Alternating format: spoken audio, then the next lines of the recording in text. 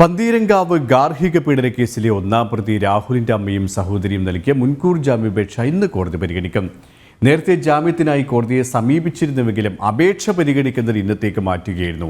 യുവതിയെ ആക്രമിച്ച സംഭവത്തിൽ പങ്കില്ലെന്ന് കാണിച്ചാണ് രാഹുലിന്റെ അമ്മ ഉഷാകുമാരിയും സഹോദരിയും കാർത്തികയും അപേക്ഷ നൽകിയത്. വിവരങ്ങളുമായി കോഴിക്കോട് നിന്നും ഗോകുൽ ചേരുകയാണ്. Gokul, good morning.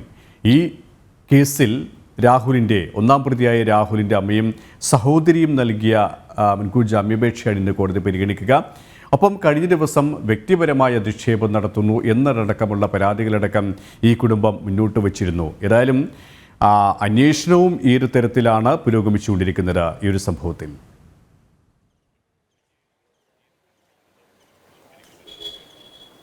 സുരേഷ്, പന്തീരങ്കാവ് ഗാർഹിക പീഡന കേസ് വലിയ രീതിയിൽ വിവാദങ്ങൾ സൃഷ്ടിച്ച ഒന്നായിരുന്നു.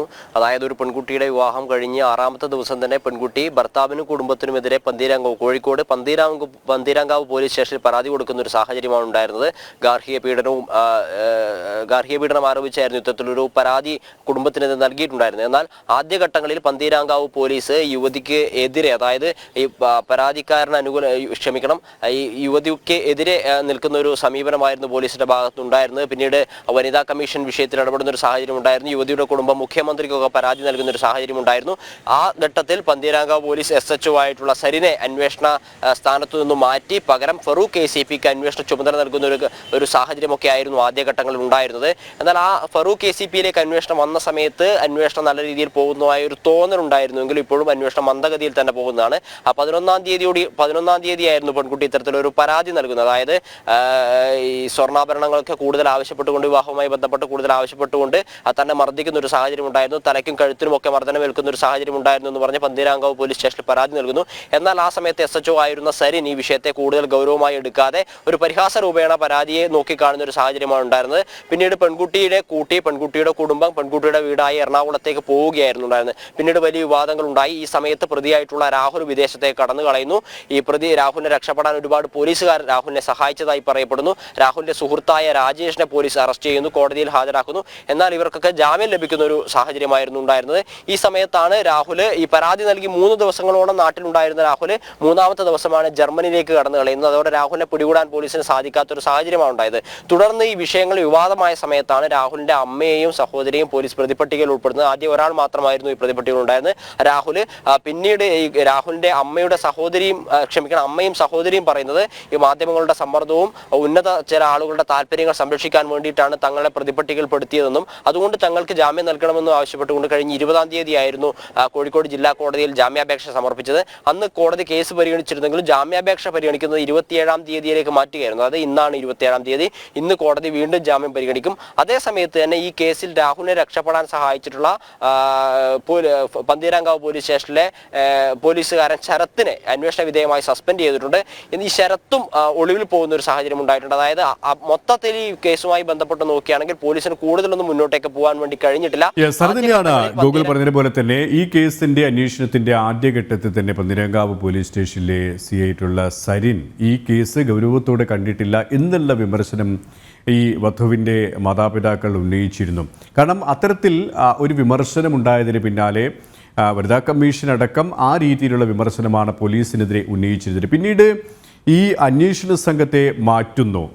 സംഘത്തെ മാറ്റിയിട്ടും ഇതുവരെയും മുഖ്യപ്രതിയെ പിടികൂടാൻ സാധിച്ചിട്ടില്ല. ഒപ്പം ഈ രാഹുലിൻ്റെ സുഹൃത്തായിട്ടുള്ള രാജേഷ് വഴി ഈ മുഖ്യപ്രതിയെ രക്ഷപ്പെടാൻ സഹായിച്ചു എന്നുള്ള ആരോപണം നേരിടുന്ന ശരത് ലാലിനെ ഇതുവരെയും പിടികൂടാൻ സാധിച്ചിട്ടില്ല. ഉന്നത പോലീസ് ഉദ്യോഗസ്ഥർ ഈ ഒരു വിഷയത്തിൽ ഇടപെട്ടിട്ടും കേസ് ഇങ്ങനെ മന്ദഗതിയിൽ പോകുമ്പോൾ എവിടെയൊക്കെയോ എന്തൊക്കെയോ ചില ഇടപെടലുകൾ ഉണ്ടാകുന്നുണ്ട് എന്നുള്ള വിമർശനങ്ങൾ തന്നെയാണോ മുഖ്യമായും ഉയരുന്നത്, പ്രത്യേകിച്ച് വധുവിൻ്റെ മാതാപിതാക്കളുടെ ഭാഗത്ത് നിന്നടക്കം?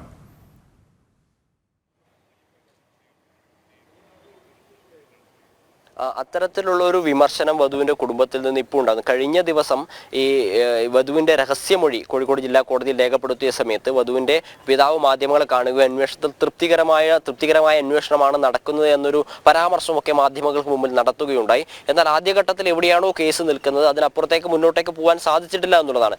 ഒന്നാം പ്രതി രാഹുലിനൊപ്പം 3 പ്രതികളെ കൂടിച്ചേർക്കാൻ വേണ്ടി സാധിച്ചിട്ടുണ്ട്. രാഹുലിന്റെ അമ്മ, രാഹുലിന്റെ സഹോദരി, രാഹുലിന്റെ ഒരു സുഹൃത്ത്, രാഹുലിനെ വിദേശത്തേക്ക് രക്ഷപ്പെടാൻ സഹായിച്ച സുഹൃത്ത് ഒരു രാജേഷ്, പിന്നെ ഈ പന്തീരാങ്കാവ് പോലീസ് സ്റ്റേഷനിലെ ഒരു പോലീസ് ഉദ്യോഗസ്ഥൻ. ഈ 4 പേരെ കൂടി പ്രതിപട്ടികയിൽ ഉൾപ്പെടുത്താൻ സാധിച്ചിട്ടുണ്ടെങ്കിലും ഈ രണ്ടാം പ്രതിയായിട്ടുള്ള രാഹുലിന്റെ അമ്മ ഉഷാകുമാരിയും സഹോദരി രേവതിയും മുൻകൂർ ജാമ്യാപേക്ഷ നൽകിയിരിക്കുന്നു. ഈ പന്തീരാങ്കാവ് പോലീസ് സ്റ്റേഷനിലെ പോലീസുകാരൻ അദ്ദേഹം ഈ രാഹുലിനെ വിദേശത്തേക്ക് രക്ഷപ്പെടാൻ സഹായിച്ചു എന്ന രീതിയിൽ അന്വേഷണം നേരിടുന്ന ആളാണ്. അദ്ദേഹവും മുൻകൂർ ജാമ്യാപേക്ഷ നൽകിയിട്ടുണ്ട്. അദ്ദേഹത്തെ ചോദ്യം ചെയ്യാൻ വിളിപ്പിച്ചിട്ടുണ്ടെങ്കിലും അദ്ദേഹം ഒളിവിലാണ്. ഇതുവരെ പോലീസിന് മുമ്പിൽ ഹാജരാവാൻ സാധിച്ചിട്ടില്ല. അദ്ദേഹത്തിന്റെ ജാമ്യാപേക്ഷ 31-ാം തീയതി പരിഗണിക്കും.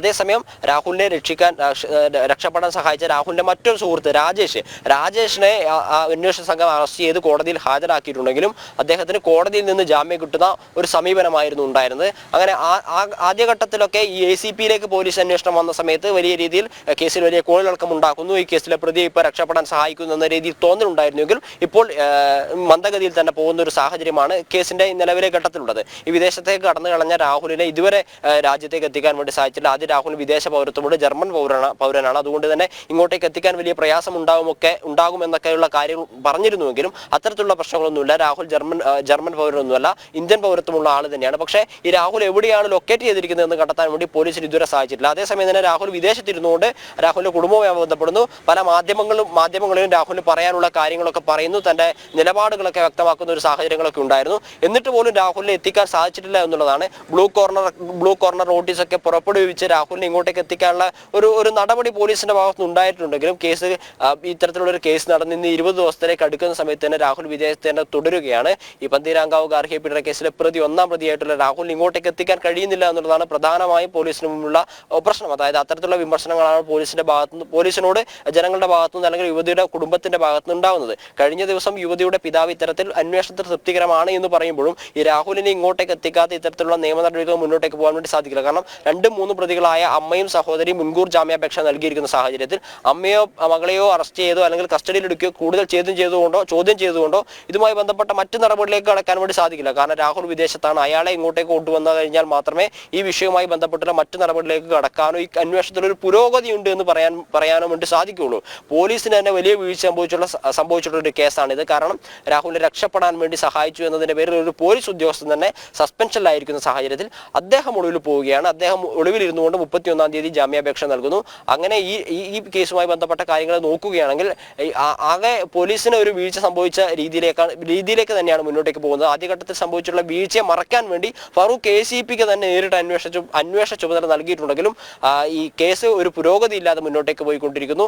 എല്ലാ ദിവസവും തന്നെ രാഹുലിനെ കണ്ടെത്താനുള്ള ശ്രമങ്ങൾ തുടരുന്നു എന്ന ഒരു കാര്യമാണ് അന്വേഷണ സംഘത്തിൽ നിന്ന് നമുക്ക് അറിയാൻ വേണ്ടി സാധിക്കുന്നത്. അതേസമയം രാഹുലിന്റെ അമ്മയുടെ സഹോദരിയുടെ അമ്മ ഉഷാകുമാരി, സഹോദരി രേവതി എന്നിവരുടെ ജാമ്യാപേക്ഷ ഇന്ന് കോടതി പരിഗണിക്കും എന്ന് തന്നെയാണ് കരുതുന്നത്. 31-ാം തീയതി മറ്റൊരു പോലീസുകാരൻ, രാഹുലിനെ വിദേശത്തേക്ക് രക്ഷപ്പെടാൻ സഹായിച്ച മറ്റൊരു പോലീസുകാരൻ ശരത് ലാലിന്റെ ജാമ്യാപേക്ഷയും കോടതി പരിഗണിക്കും. പക്ഷേ ഇത്തരത്തിലുള്ള കാര്യങ്ങൾക്കപ്പുറത്തേക്ക് കൂടുതൽ പുരോഗമനമായിട്ടുള്ള ഒരു കാര്യങ്ങളും കേസിൽ ഉണ്ടാവുന്നില്ല എന്നുള്ളതാണ് പ്രധാനപ്പെട്ട കാര്യം.